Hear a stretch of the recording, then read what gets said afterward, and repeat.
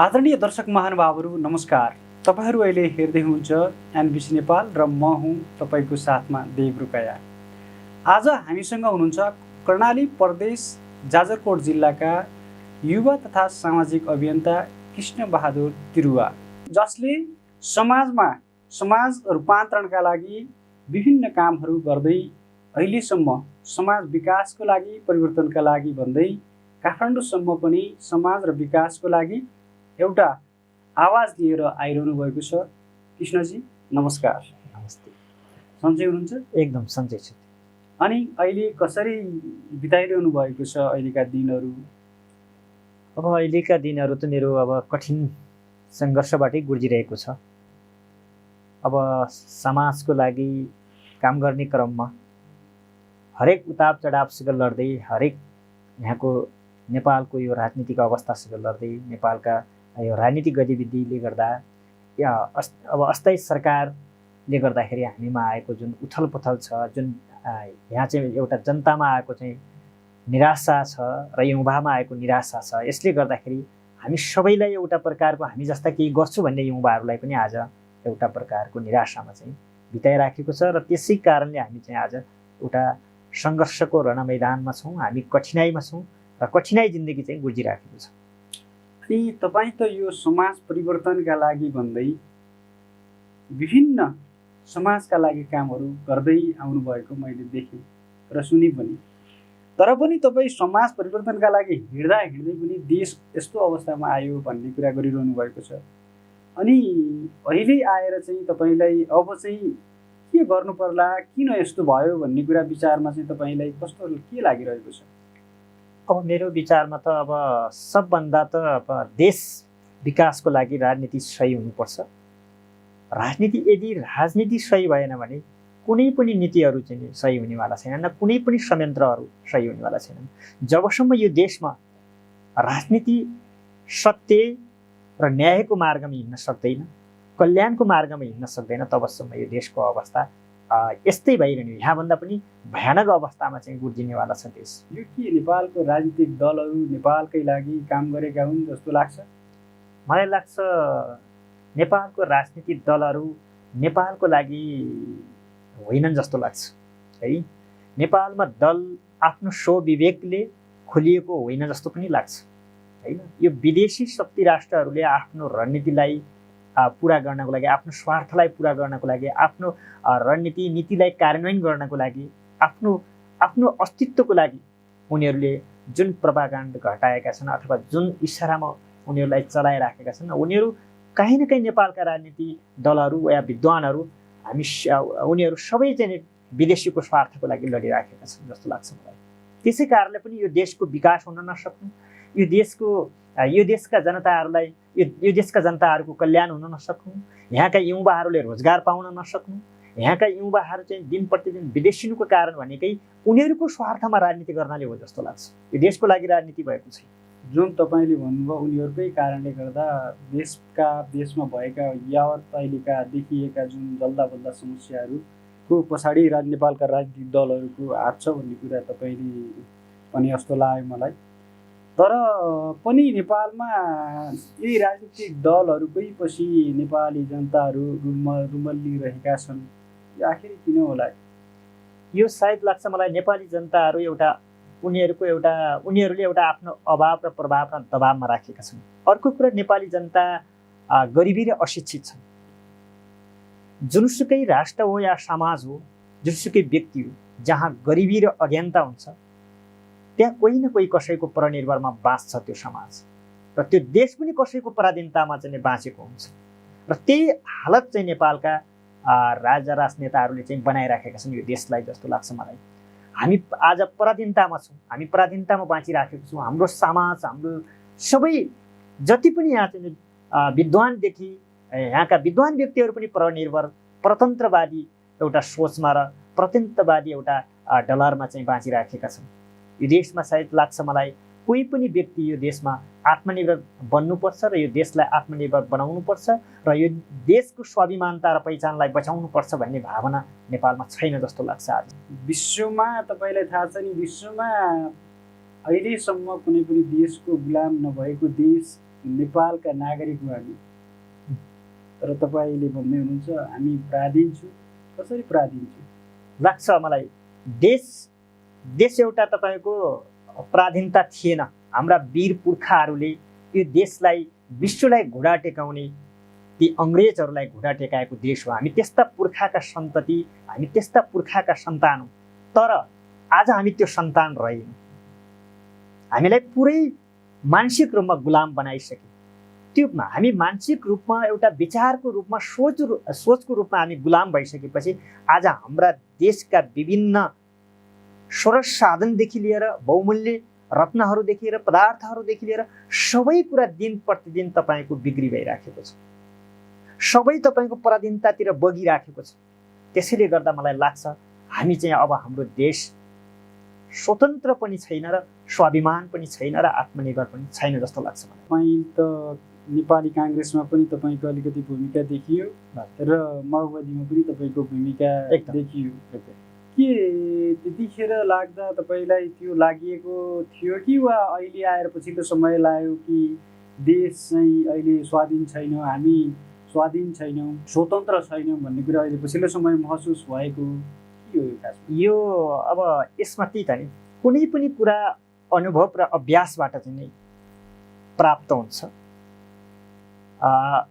हरेक यो राजनीतिक दलहरूसँग जस्तै काङ्ग्रेस माओवादी हुँदै गर्दा उहाँहरूभित्र जति चाहिँ जनताको बिचमा बोल्ने जो भाषण छ नि, जो विचार छ नि, त्यो विचार जनतामा बोल्नको लागि, जनतालाई भ्रम पार्नको लागि मात्रै छ जस्तो लाग्छ।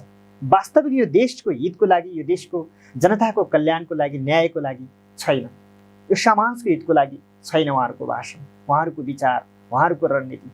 उहाँहरू कहीँ न कसैको एउटा इसारामा जसले जे भनिराखेको छ, उसले जे सिकाएको छ, यो भन है, यो भनेपछि मात्र हाम्रो एजेन्डा चाहिँ यहाँ चाहिँ लागू हुन सक्छ र यसरी मात्र हामी यो देशमा खेल्न सक्छौँ भन्ने जुन इसारामा उनीहरू चाहिँ नाचिराखेको जस्तो लाग्छ।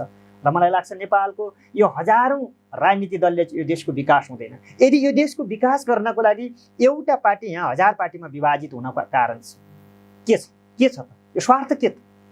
एउटा पार्टी 12वटा पार्टीमा विभाजित हुनको कारण के छ त? के समाजवाद यही हो त? उहाँहरूले ल्याउने समाजवाद यही हो त? एउटा पार्टी लुट र फुटबादमा प्रयोग हुनको कारण यो त बेलायती नीति हो। यो त बेलायती नीति प्रयोग गरिराखेका छन् त। कसरी फुटाएर शासन गर्ने, विभाजित गर्ने? विभाजित भनेकै विनाश हो। आज हाम्रो देश त विनाशतिर जाँदैछ। हामी विनाशतिर जाँदैछौँ, हामी पतनतिर जाँदैछौँ। किन? यही राजनीति पार्टीहरूका कारण, यिनै राजनीतिक दलहरूका कारण, यिनै राजनेताका कारण यो देश विनाशतिर जाँदैछ। यो देशको अब रक्षा कसले गर्ने त भने मलाई लाग्छ जबसम्म देशभक्त अब युवाहरूमा साँच्चै नै देशभक्ति विचार जब यो देशमा हुँदैन तबसम्म यो देशको रक्षा अब हुन सक्दैन जस्तो लाग्छ मलाई। अब जबसम्म देशभक्तिका कुराहरू गर्नुभयो तपाईँले, अहिले त कोमा देख्नुहुन्छ देशभक्ति भने गरिबीले एउटा एक लेभलको स्तर हासिल गरेको छ। गरिबी यति भयावह अवस्थामा छ। देश, राष्ट्रियता, धर्म, संस्कृति, यो भन्ने कुरा त अहिले त सायद मेरो विचारमा कसैको परिकल्पनामा छैनन्। मान्छेहरू त एउटा मात्र आवश्यकताको पछि दौडिरहेको छ। यहाँ आवश्यकता सिर्जना गरिएको छ।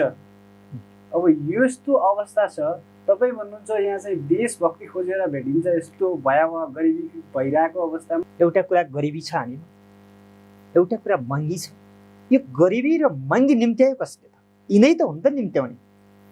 यस्तो प्रभाव र अभावमा दबावमा डाल्नको लागि गरिबी ल्याउने पनि यिनी, हामीलाई परनिर्भर बनाउने पनि यिनी, हामीलाई स्वार्थी पापी बनाउने पनि यिनी, र हामी देशभक्तिको हत्या गर्ने पनि यिनै दल र यही राजनीति व्यवस्था हो। र यिनैको एउटा प्रशिक्षणले गर्दा अज्ञान र गरिबीको चपेटामा परेका जनताहरूलाई राष्ट्रभक्ति सिकाएको भए, यो देशको सुहाउँदो विचार, यो देशको भौगोलिकलाई पढाएको भए, स्वर्ग जस्तो देशलाई आज यो देवभूमिलाई, यो तपभूमिलाई, यो शान्ति भूमिलाई, यो ज्ञान भूमिलाई, यो देवताको भूमिलाई यिनीहरूले दुष्ट दुराचारी राक्षसहरूको रणनीति अपनाएपछि यो देशमा विखण्डन नआएर, यो देशमा विनाश नआएर, यो देश गरिबीमा नभएर, यो देश अशान्ति र अत्याचारको काल कोठरी नभएर को देश हुन सक्छ? यो देशलाई सिङ्गापुर बनाउने र देशको समग्र आमूल परिवर्तन गर्ने भनेर नै हिजो त्यत्रो 10 वर्ष जनयुद्ध भयो, विभिन्न 17,000 मान्छेहरूले चाहिँ ज्यान गुमाए। तपाईँले अहिले यसरी भन्न त सुहाउँदैन। होइन, ठिक हो, उनीहरूले जो मर्ने जो 17,000ले गुमाएका थिए नि, वो वास्तविक देशको लागि गुमाएका थिए। जो यो सिङ्गापुर बनाउँछु भन्थे नि, उनीहरूको वास्तविक परिकल्पना रहेको छ। उनीहरू कसै न कसैको एउटा इसारा र परिकल्पनामा घुमाइएको रहेछ। उनीहरू आज आफै थकित छन्, चकित पनि छन्। उनीहरूले अब गर्न चाहेर पनि यो देशको लागि केही गर्न सक्दैनन्। किन सक्दैनन्? उनी कोही न कोही, उनी काहीँ न काहीँ तपाईँको एउटा प्रकारको अवसरवादी अवस्थामा जानुपर्ने अवस्था आइसकेको छ। अवसरवादी पनि बनिसकेका छन्, पुँजीवादी बनिसकेका छन्। हिजोको जस्ता उनी सर्वहारा छैन कि सर्वहाराका भावना बुझ्ने। आज उनी सर्वहाराका भावना बुझेका छैन। उनीहरूले एउटा भाषणमा सर्वहारा श्रमजीवी वर्गका कुरा गरेका छन्। खै त आज सर्वहारा श्रमजीवी वर्ग कुन अवस्थामा छन्? नेपाली युवाहरू आज दिन प्रतिदिन विदेशीका गुलाम कामदार भइरहेका छन्, दास भइराखेका छन्, दैनिक हत्या भइराखेको छ, आत्महत्या गरिराखेका छन्। खै त उहाँहरूको विचारले के गर्यो? यदि यो देशको लागि, यदि देश र जनताको लागि हो भने उहाँहरू एक ठाउँमा आएर स्थायी सरकारको परिकल्पना किन गर्न सक्नु हुँदैन? राष्ट्रिय नीति किन निर्माण गर्न सक्नु हुँदैन? राष्ट्रिय एकता किन कायम गर्न सक्नु हुँदैन? यदि यो देशको लागि हो भने अब राष्ट्रिय नीति चाहिन्छ, राष्ट्रिय एकता चाहिन्छ र जनतालाई विभाजित होइन, एकीकरण हुनुपर्छ। यो राष्ट्रलाई विखण्डन होइन, अखण्ड नेपालको चाहिँ निर्माण हुनुपर्छ। तब मात्र यो देश बन्छ।